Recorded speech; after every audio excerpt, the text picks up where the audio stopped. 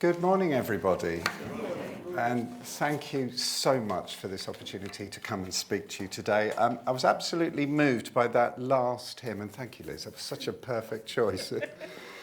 Just the thought that Jesus might turn to God and say, all of that pain, it was worth it all. It's such a wonderful thought. As I said, my name is Richard York. I am first and foremost a child of God. Worship at St John's, which is part of Church Crawley, an HTB plant of the Church of England in Crawley. I'm also part of their leadership programme, which is called Character School, which is leading me towards an authorisation by the Bishop of Chichester as a approved lay minister. This is coming up to me soon. I also have a ministry where I work in helping those in addiction remove those chains of the secret and obsessive behaviours and find some freedom there. Throughout my entire life, I've had a passion for compassion, if you like. I just have never been able to accept that extreme poverty and hunger exists in this world. I still don't understand it. That's in my secular head, but I understand in God's kingdom that was never his plan. And I want to thank your church so much for the support you've given us over the years and the association with the work that we do. And as such, the opportunity to come here and tell you just a little bit more about where we are. Hopefully my clicker is working. And it does. And I thank you for your support. Do you have enough stuff? It's a good question. Do you have enough money? Do you have enough food? Do you have enough clothes? Do you have enough gadgets? Now, how much is enough? Let's just consider, just for a couple of minutes, the difference between a mindset of scarcity and a theology of abundance. Now, you don't have to go too far back. You don't have to go too far back in your memory or your archives to recall the great panic buy of 2020. The COVID-19 pandemic hit the news and we hit the shops, for loo roll in particular. But why? What caused the panic? The following quote is from an article in The Guardian from April 2020. What is generally called panic buying, a common human response to crisis, is not caused by food shortages per se, but by fear. As it is the fear of scarcity, and this fear is self-fulfilling because the more people anxiously stockpile, the more others get inflicted and infected by the panic, and the faster the food runs out. The panic buying, which caused the shortages of loo roll, pasta, hand sanitizer, and other household necessities, was due to fear, a mindset of scarcity. A mindset which dictates that I need to get all I can now because there may not be enough to go around later. A mindset which can only be acted on by the wealthy or the relatively wealthy. And what's interesting about this mindset is that it is contagious and self-fulfilling. But this mindset isn't just reserved for times of pandemic or world emergencies. We live with it day in and day out. But this doesn't need to be the case. There is enough to go around, especially if we heed the words of Paul in Philippians 2, 3-5. Do nothing out of selfish ambition or vain conceit, rather in humility, value others above yourselves, not looking to your own interests, but each of you to the interests of the others.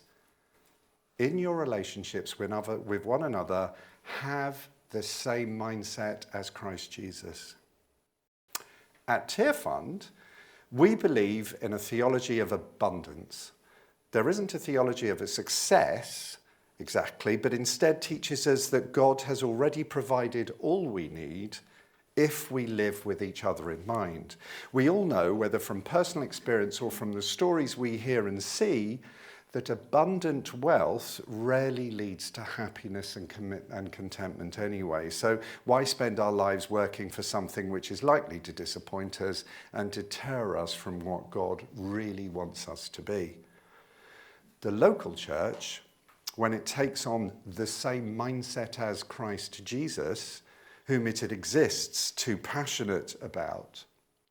I do apologise, I haven't actually taken you through this. There we are.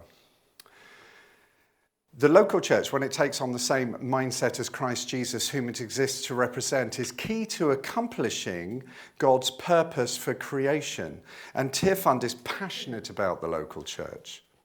I'm here this morning to help you understand the power of the local church to change lives and transform communities.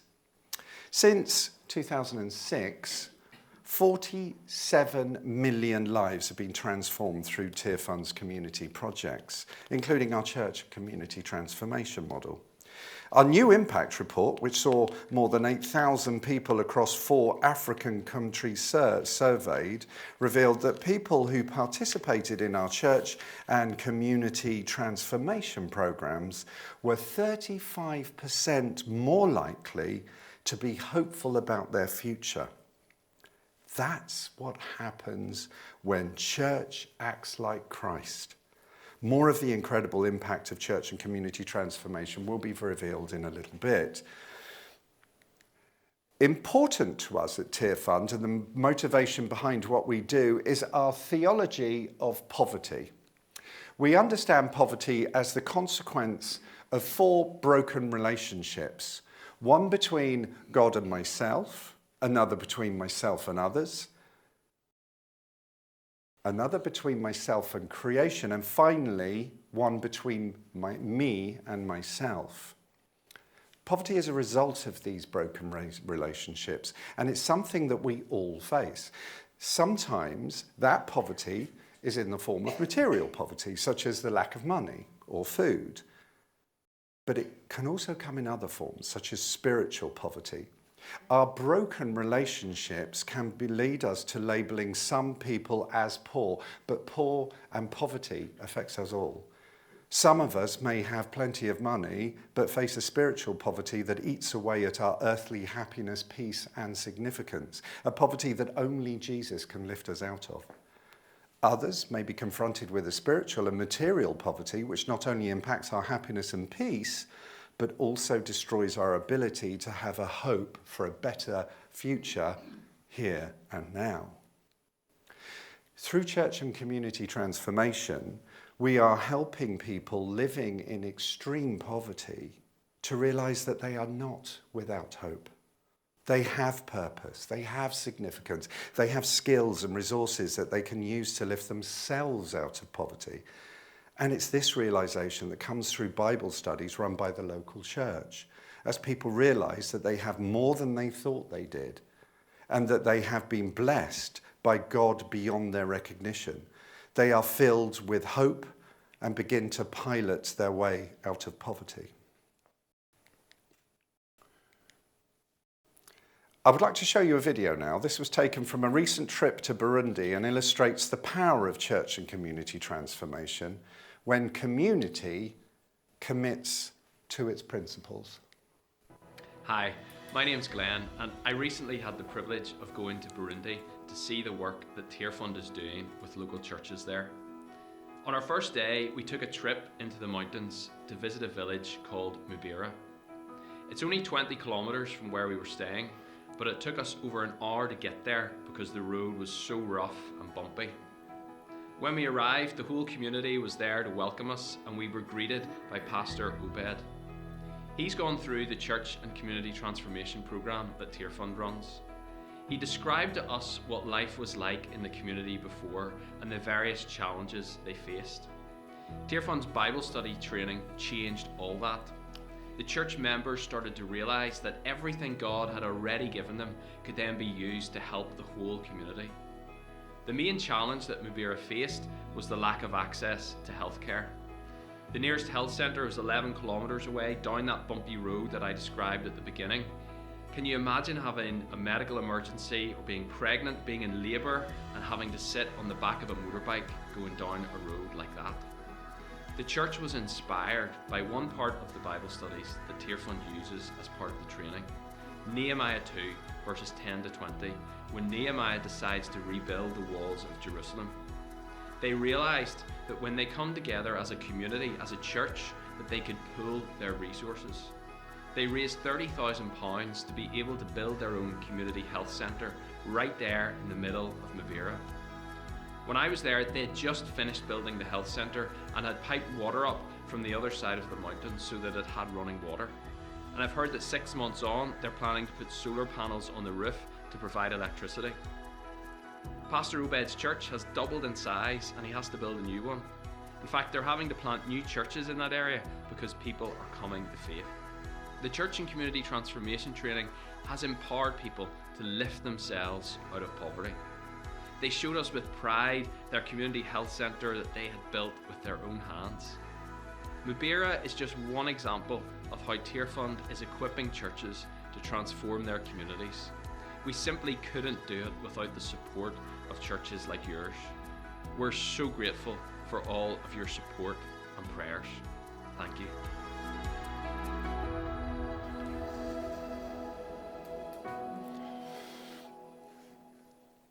As that video shows, Tearfund does not do the work for or on behalf of the community. Tearfund simply provides the training for the church leaders on how to run the church and community transformation Bible studies. It's God that does the work through his word. The church then runs the studies for anyone in the community who wishes to attend. As the groups meet to study the Bible, individuals discover their purpose, their significance, their skills and resources that they do have and they've had all along, and as their potential as people created by a loving and powerful God. When this happens, answers to the community's biggest challenges begin to be found and implemented. So you might be thinking, what's your role? In our reading from 2 Corinthians 8, Paul encourages the church at Corinth to give from what they have, not what they don't have. Starting with verse 11, now finish the work so that your eager willingness to do it may be matched by your completion of it according to your means. For if the willingness is there, the gift is acceptable according to what one has, not according to what one does not have. Our desire is not that others might be relieved while you are hard pressed, but there might be equality. At the present time, your plenty will supply what they need, so that in turn their plenty will supply what you need. The goal is equality, as it is written, the one who gathered much did not have too much, and the one who gathered little did not have too little. It's pretty obvious that we don't live in an equal world. In January, Oxfam published their Survival of the Richest report, which states, during the past decade, the richest 1% had captured around half of all new wealth. That is not an equal world.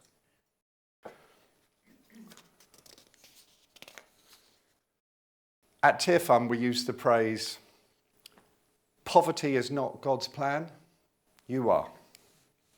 We, as the church in the West, the institution and the individual, have the opportunity, responsibility and privilege to partner with God in what he is doing to build this kingdom. How do we, the church, do this? Well, one way is by prayer. Tearfund's country director, Heb Davi, in the Democratic Republic of Congo, says prayer changes things on the ground. We should never underestimate the power of prayer.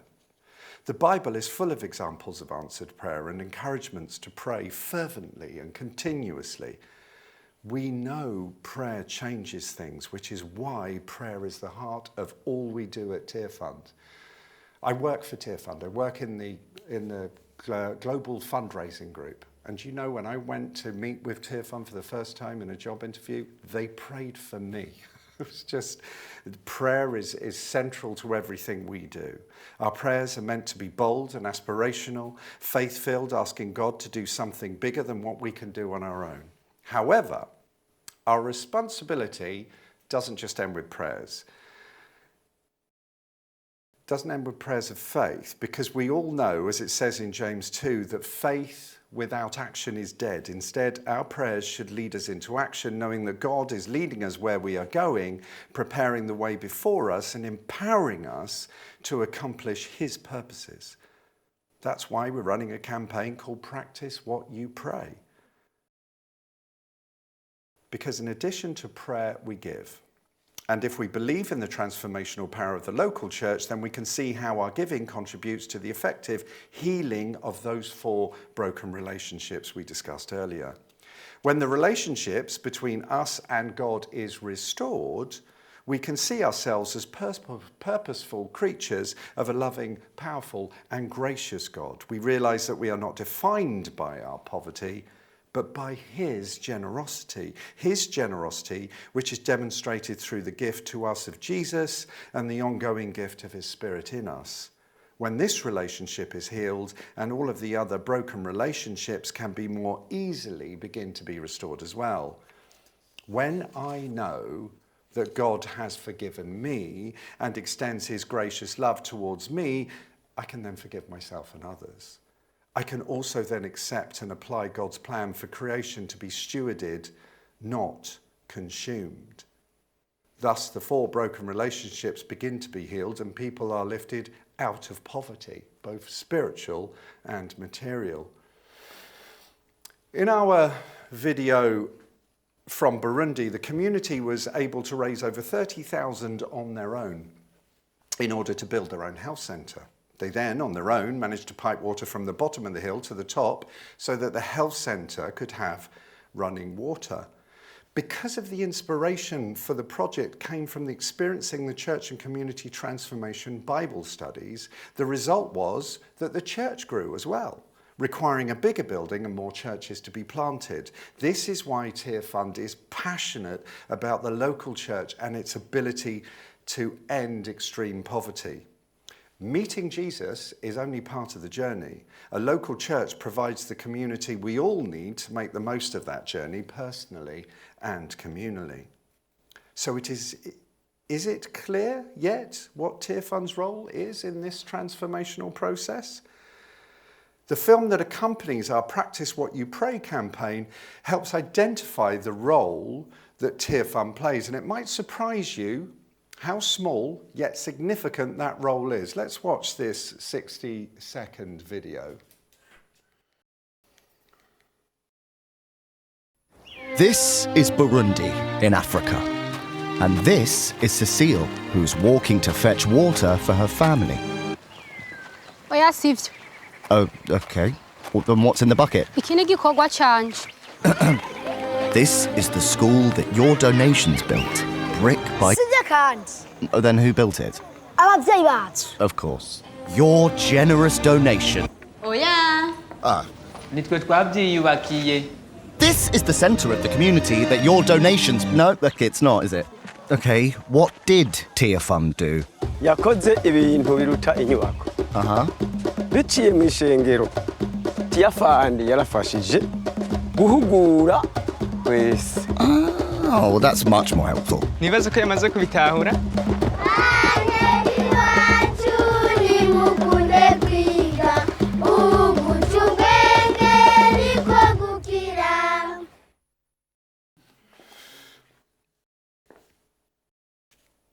This short film we just watched features Cecile, a 28-year-old wife and mother of a 1-year-old child. Cecile lives in Burundi and has gone through the Bible study training at the local church. She and her husband are farmers, and this training opened her eyes to the opportunities within and around them.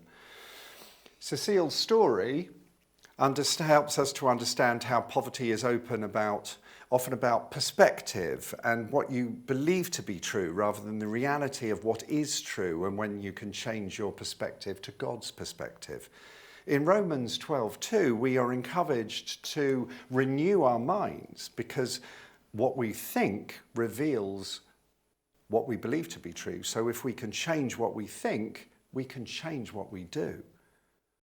What I hope you find refreshing about this film is that we're not just focusing on needs around the world. Instead, we're focusing on what God is doing through the local church and the impact that that is having. Cecile, featured in the video, has experienced what a change in thinking can mean for her future sustainability. And isn't that exciting? We genuinely believe God has shown us a remarkable way to transform the lives of countless millions of people in poverty.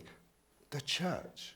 Tearfund is currently partnering with 25,000 churches in over 50 countries, some of the poorest places of the world. And it's been a huge success.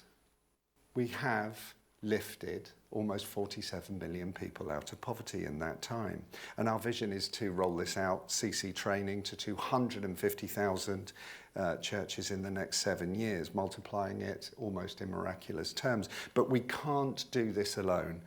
We need your help. As I mentioned earlier, this model of church and community transformation releases enormous potential. An invitation here is what God is doing. Our prayer here at Tearfund is that the UK church will have a mindset of abundance. We know that it can be difficult times right now. We know what we're all living through, but we also know that we serve a big and generous God. What we're seeing is that God is doing what he always does when we give sacrificially to him. He's multiplying the gift. If we think about the feeding of the 5,000, Jesus didn't feed the crowd out of nothing.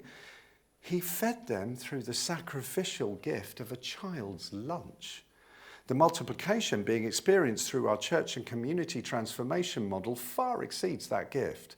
Every £1 invested by Tearfund in local churches helps the community to unlock a further £7 in time and resources for shared projects, which ultimately creates £211 of social value in terms of improved well-being. Where else can you see £1 transformed into 211? So over the year,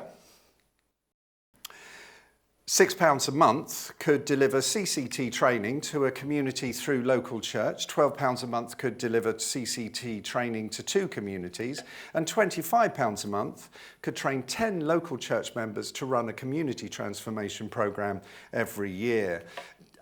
As I said before, I work in fundraising. I work with individuals all the time. What's often hard to get across about giving, specifically in this area, Tearfund has now grown significantly over the years. We've always put the church first, and this long-term developmental work that we do with these communities often can take 5 to 8 years. It's the regularity of received income that benefits and is the most effective for us, as small as it might possibly be. There are, of course, suggested levels of income, but as little as £3 to £5, the equivalent of an expensive cup of coffee per month. Per month, though, means that we are able to plan and project these long-term tasks. The donations that we receive, because we are also a disaster agency, often will get money to people who need it in disaster immediately, but once spent, it's spent. It's the long-term donations that really are benefiting this crucial work we're doing in God's kingdom. If you feel you might be led to support our work, I would encourage you. On the chairs, I've left some forms, each of which on the back, it comes with the Tear Times, which is, we publish this 3 times a year. And this is our magazine, which gives you all of the information where we're doing. And it also has a 4-month prayer diary, which in its turn helps you not only to pray for, but also to get the information, as I said, in over 50 countries of the work that we're doing. This is the leaflet where we would engage with you directly, should you choose to involve yourself. On the final 2 pages, there are There is a giving section, please. You're very welcome to give should you choose. But if I might point out, maybe the easiest, I work in what's known as the telephone engagement team. We only allow ourselves to engage with you once per year, as long as we have your consent. If you would rather pray on this, or you might not have bank details directly to hand, if you would just merely leave your name and a telephone number, I'll contact you during the week and we can have another conversation about it. So either Adele or myself will collect any of those from you at the end. But thank you. The work that we have at Tearfund is really a pleasure to do in God's name. But the opportunity to come and share some of that and encourage others is such a blessing to me. So thank you so much. God bless.